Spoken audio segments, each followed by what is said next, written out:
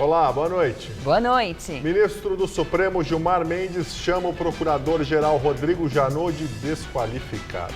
A Associação dos Procuradores reagiu e condenou deploráveis manifestações políticas. Temer e Dória assinam um acordo para a criação de um parque no Campo de Marte. O presidente PMDBista trata o prefeito tucano como parceiro e companheiro.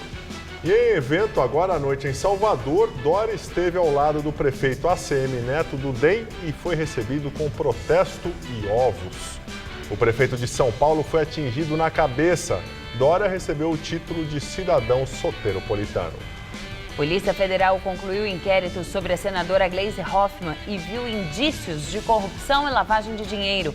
A atual presidente do PT é investigada por ter recebido repasses da Odebrecht durante campanha ao Senado em 2014. Ela nega qualquer irregularidade. Você acompanha essas e outras notícias após o intervalo. Até já! O presidente Michel Temer, do PMDB, esteve hoje aqui em São Paulo para assinar o protocolo que regulariza a transferência de 400 mil metros quadrados do Campo de Marte, na Zona Norte, à Prefeitura paulistana. No local será construído um parque municipal. Durante o evento, Temer elogiou Dória e disse que o prefeito tem visão nacional. O protocolo de intenções assinado hoje põe fim a uma disputa judicial que já dura mais de 60 anos entre a Prefeitura de São Paulo e a União, que brigam pela posse do Campo de Marte. O governo federal agora tem um prazo de 90 dias para transferir parte da área de cerca de 400 mil metros quadrados para a administração municipal, que por sua vez já pode dar início à construção de um parque no aeroporto. O acordo foi assinado pelo prefeito João Dória na presença de ministros e do presidente Michel Temer, que não poupou elogios ao tucano. O evento na prefeitura ocorre menos de uma semana depois da votação da denúncia contra o presidente na Câmara dos Deputados, que rachou o PSDB. Metade do partido votou para que a investigação contra Temer tivesse continuidade no Supremo Tribunal Federal. A outra pelo não prosseguimento. Eu tenho orgulho com a devida licença, de me equiparar às atitudes do João Dória, meu velho amigo, como vocês puderam perceber, para que nós tomássemos atitudes que estavam paralisadas há muitíssimos anos. Mas isto é fruto da ideia, e aqui estou me inspirando mais uma vez, e eu saio daqui, viu, João, mais animado ainda, porque eu vejo, eu tenho um parceiro, eu tenho um companheiro, alguém que compreende como ninguém os problemas do país, porque a visão do João não é uma visão apenas municipalista, que é fundamental, mas uma visão nacional. O governador do estado de São Paulo, Geraldo Alckmin, do PSDB, que estava na lista de convidados para o evento, não participou da cerimônia e cumpriu outros compromissos já previstos em sua agenda. Ainda não há uma data definida de quando o Parque Campo de Marte será aberto ao público, mas o que já se sabe é que as atividades no aeroporto serão sim afetadas com a criação da nova área. Segundo o prefeito João Dória, a ideia numa segunda etapa é suspender os pousos e decolagens no aeroporto. Há vários aeroportos funcionais já operando e novos que serão implantados ainda no entorno, na região metropolitana de São Paulo. Mas já há Jundiaí, já há Sorocaba e já há 2 outros aeroportos que estão em vias de serem concluídos. Não há nenhum problema para acomodação da chamada aviação geral e nem tampouco da aviação de helicópteros. O presidente do Tribunal Superior Eleitoral e ministro do Supremo, Gilmar Mendes, disse que o procurador-geral da República, Rodrigo Janot, é o mais desqualificado da história no cargo. A Associação Nacional dos Procuradores da República rechaçou a posição de Gilmar Mendes e a classificou de deplorável. Janot, que vai permanecer pouco mais de um mês como Procurador-Geral da República, ainda pode denunciar Temer por obstrução à justiça e organização criminosa. Durante a entrevista à Rádio Gaúcha, o ministro Gilmar Mendes criticou os acordos de delação premiada fechados pela Procuradoria-Geral da República. Quanto a Janot, eu considero o procurador-geral mais desqualificado que já passou pela história da Procuradoria. Por quê, presidente? Porque ele não tem condições, na verdade ele não tem preparo jurídico e nem emocional para dirigir um órgão dessa importância.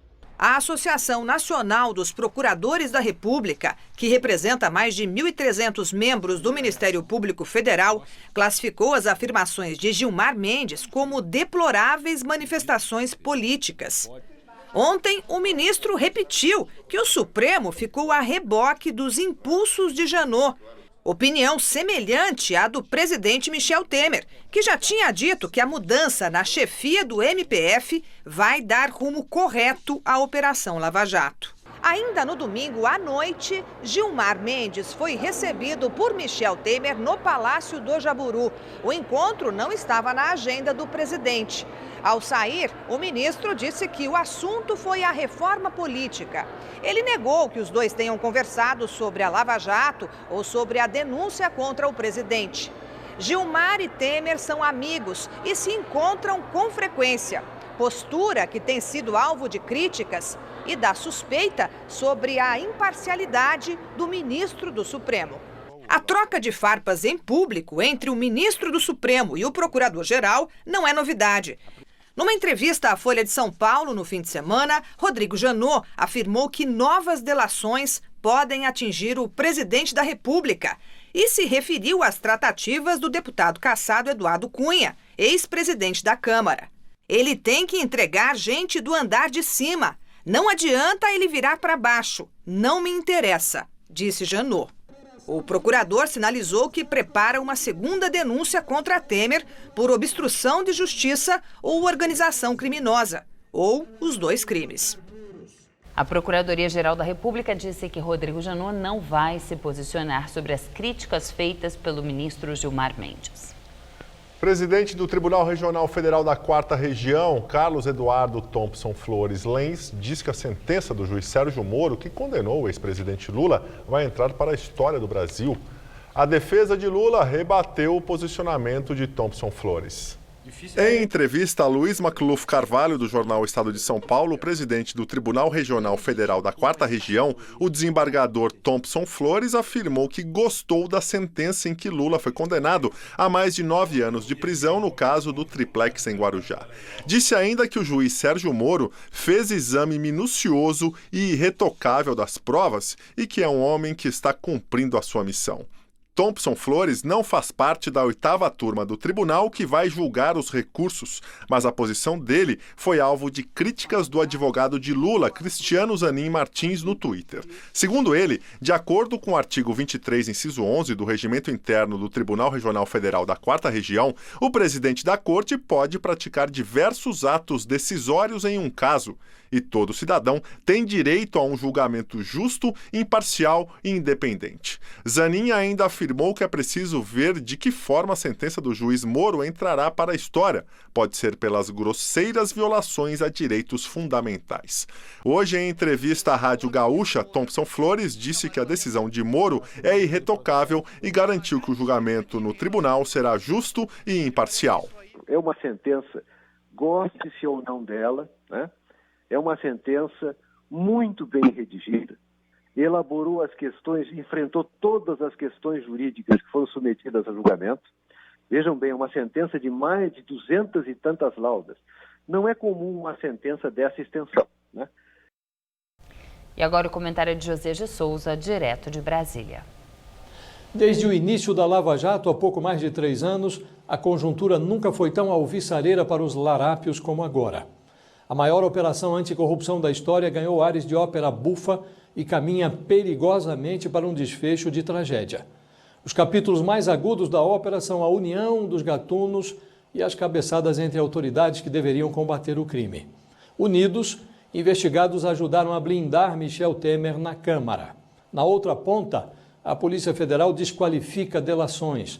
É briga por poder, responde a Procuradoria.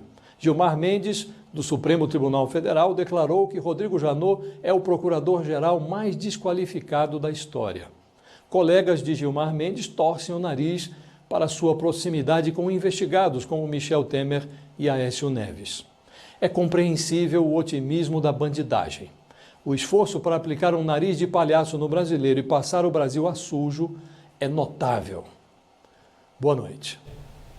O ministro relator da Operação Lava Jato no Supremo Tribunal Federal, Edson Fachin, arquivou hoje as citações aos nomes de 3 parlamentares nas delações da Odebrecht. Entre eles, esses parlamentares que tiveram o arquivamento confirmado, estão a senadora Marta Suplicy, do PMDB, Roberto Freire, deputado federal pelo PPS, e Jarbas Vasconcelos, deputado federal do PMDB de Pernambuco. Nos 3 casos, o Procurador-Geral da República, Rodrigo Janot, chegou a pedir a abertura de inquéritos para investigar as citações aos nomes desses parlamentares, mas Fachin optou pelo arquivamento das ações. E o prefeito de São Paulo, João Dória, do PSDB, foi atingido por um ovo na noite de hoje, quando chegava à Câmara Municipal de Salvador, na Bahia, para receber o título de cidadão soteropolitano. Acompanhado do prefeito de Salvador, ACM Neto do DEM, João Dória caminhava pela entrada do parlamento baiano, onde acontecia um protesto contra o governo Michel Temer. O tucano foi alvo de uma chuva de ovos. Um deles acertou em cheio o prefeito paulistano, que teve que se limpar antes de receber a homenagem. Apesar do incidente e do protesto na Câmara de Salvador, a cerimônia foi mantida e o prefeito recebeu a homenagem. E ao final do evento, o prefeito João Dória divulgou um vídeo nas redes sociais e comentou o incidente em Salvador. Poucos manifestantes aqui de esquerda, agressivos, jogando ovos, agredindo, falando palavrões e buscando na intolerância sempre o caminho. Não é esse o caminho do Brasil. A mim não intimidam. Estou aqui para receber o título e vou receber ao lado do prefeito de Salvador. Os esquerdistas que querem o mal do Brasil vão lá defender o Maduro e jogar ovo lá na Venezuela. O meu repúdio a estes agressores. A Prefeitura de São Paulo gastou 5,5 milhões de reais em uma reforma que pode não ter existido. É o que aponta a reportagem da Folha de São Paulo com base em auditorias de contratos da gestão dos prefeitos Gilberto Kassab e Fernando Haddad. A reforma era do viaduto Alcântara Machado, que faz a ligação entre o centro e a zona leste da cidade. O principal problema apontado por técnicos para a obra ser realizada era o comprometimento das juntas, que, segundo o relatório de 5 anos atrás, colocava em risco a segurança e a estabilidade do viaduto Alcântara Machado. Depois de 2 gestões, a do ex-prefeito Gilberto Kassab, na época do DEM, hoje no PSD, e Fernando Haddad, do PT, as juntas, olha só, estão nas mesmas condições. Aqui embaixo do viaduto a gente percebe que não só as juntas não foram recuperadas, outras questões também que constavam no relatório de 2012 ainda estão por aqui. Gradis quebrados, o passeio com problemas e olha só o que tem de infiltração ainda. A atual gestão já disse que aqui precisa sim de manutenção e aparentemente precisa mesmo. No caso das juntas, a própria empresa contratada, Jofeg, reconhece que não fez o serviço, porque o município não autorizou o bloqueio do trânsito. Afinal, essa é a principal ligação entre o centro e a zona leste da capital. No papel, a reforma custou 5,5 milhões de reais para recuperar o viaduto. Mas órgãos de controle apontaram que, na prática, o valor gasto não passou de 5% e que há indícios de que a maior parte da intervenção foi apenas pintura. Os documentos foram obtidos pelo jornal Folha de São Paulo. Os auditores da Controladoria Geral do município não aceitaram a argumentação de que interromper o trânsito não era possível. Em nota, a assessoria do ex-prefeito Gilberto Kassab informou que o serviço de manutenção e conservação do viaduto Alcântara Machado foi contratado em 2012.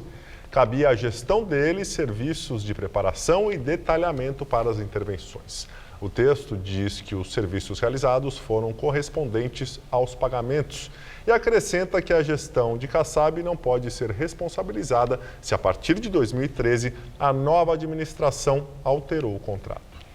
Também em nota, a assessoria de Fernando Haddad informa que foi a Controladoria Geral do município que detectou eventuais irregularidades no contrato firmado pela gestão anterior e que, se comprovadas as irregularidades, a empresa deverá ressarcir o município e os responsáveis devem ser processados e afastados do sistema público. Em resposta à Folha, a Jofeg Pavimentação e Construção contesta os apontamentos das auditorias e afirma ter comprovado a execução dos trabalhos, mesmo não tendo recebido integralmente pelos serviços. A meta fiscal para 2017, que hoje prevê um déficit de 139 bilhões de reais, foi o assunto entre lideranças do governo Temer em Brasília. O presidente da Câmara dos Deputados, Rodrigo Maia do DEM, voltou a afirmar que é contra a mudança da meta. Já o ministro da Fazenda, Henrique Meirelles, disse hoje que não há data para que o governo promova a revisão da meta fiscal desse ano. Olha, ou 60 dias ou menos, esperamos, nós teremos uma avaliação completa da arrecadação e aí sim do que será necessário. Qualquer discussão antes disso é prematura. O senhor concorda com a avaliação do ministro Padilha de que sem a possibilidade de aumentar tributo, não há outra saída a não ser aumentar a meta do déficit primário? É uma opinião válida, respeitamos a opinião de todos, etc., mas autoridades, parlamentares, etc. Agora estamos monitorando rigorosamente aí a arrecadação para, de fato, concluir do que teremos, de fato, de arrecadação este ano. A Caixa Econômica Federal anunciou hoje que foram sacados 44 bilhões de reais das contas inativas do FGTS. O total corresponde a 88% do valor disponível. O banco informou ainda que 25 milhões e 900 mil trabalhadores foram beneficiados com a medida, o que equivale a mais de 79% dos que tinham direito. O prazo para o saque terminou em 31 de julho. O tempo voltou a ficar ensolarado e firme aqui na capital paulista. E apesar do frio da madrugada, esquentou à tarde e a máxima chegou aos 24 graus. E será que vai esquentar ainda mais ao longo da semana? Mariana Armentano traz os detalhes da previsão.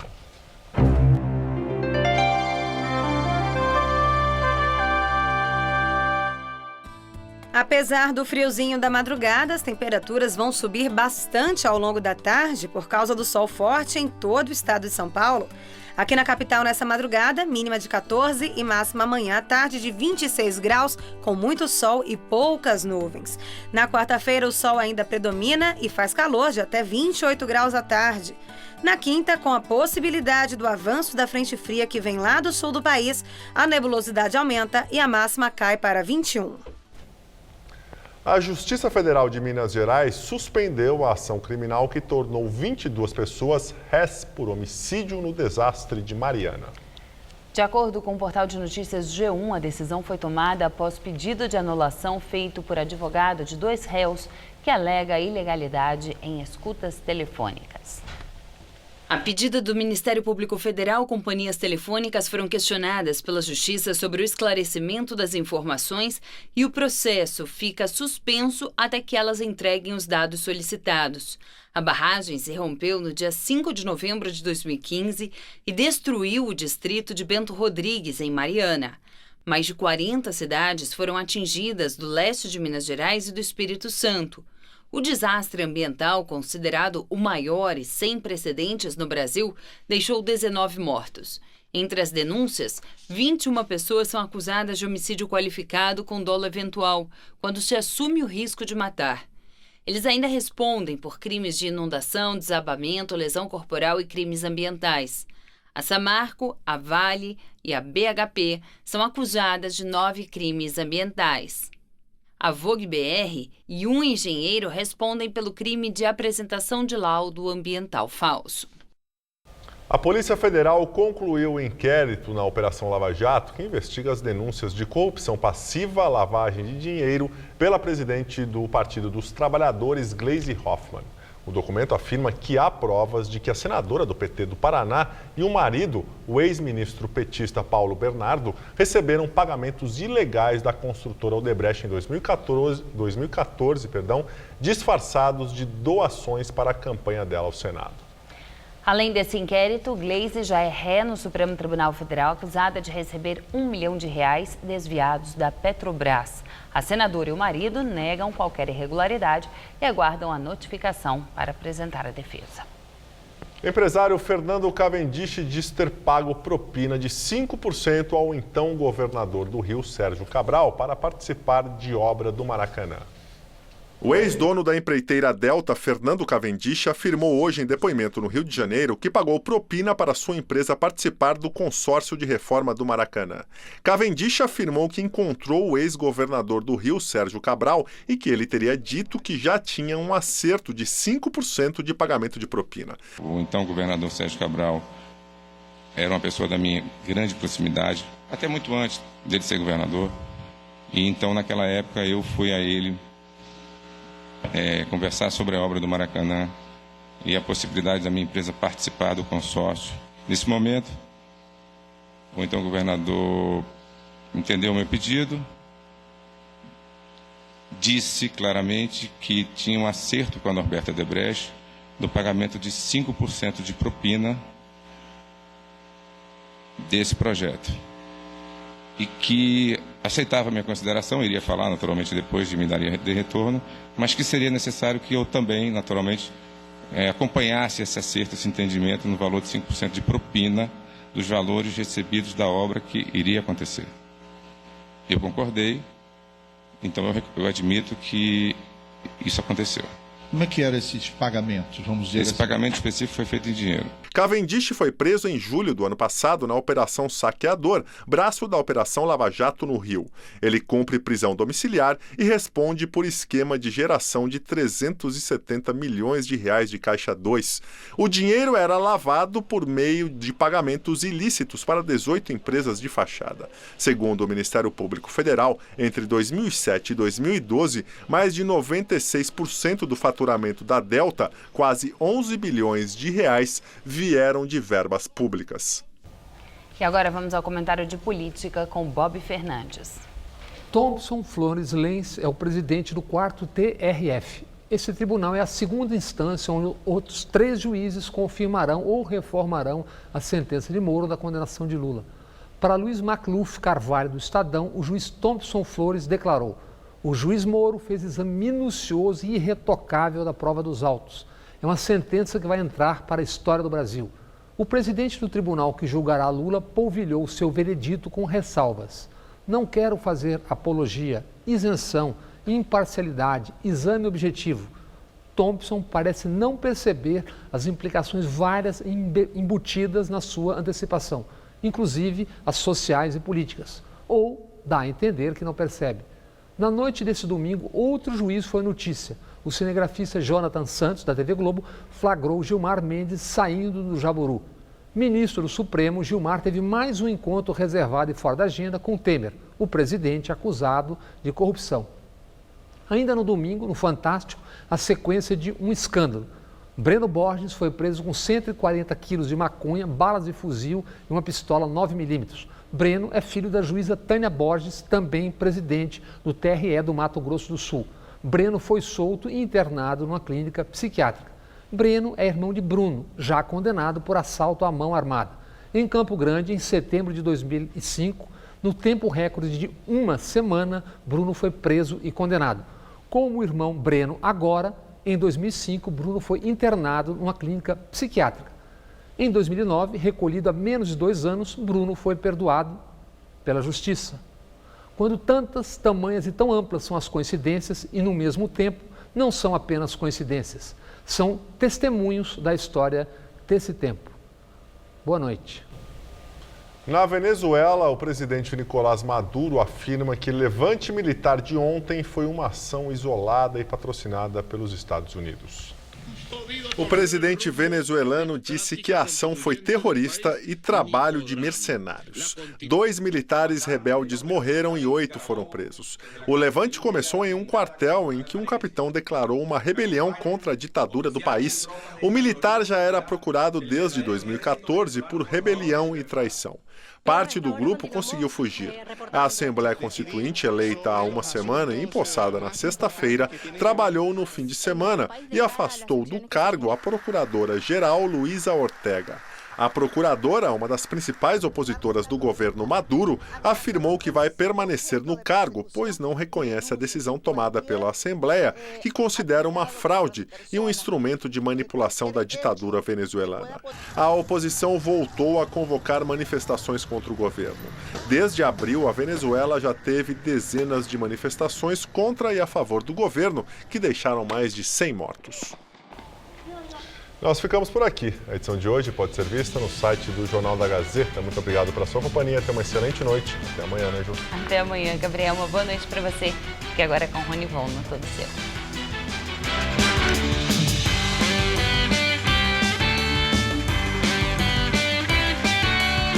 Que tal um pudim de pão de chocolate? A receita completa deste prato você confere no Cozinha Amiga desta terça, 13h30. Assista agora, Todo Seu.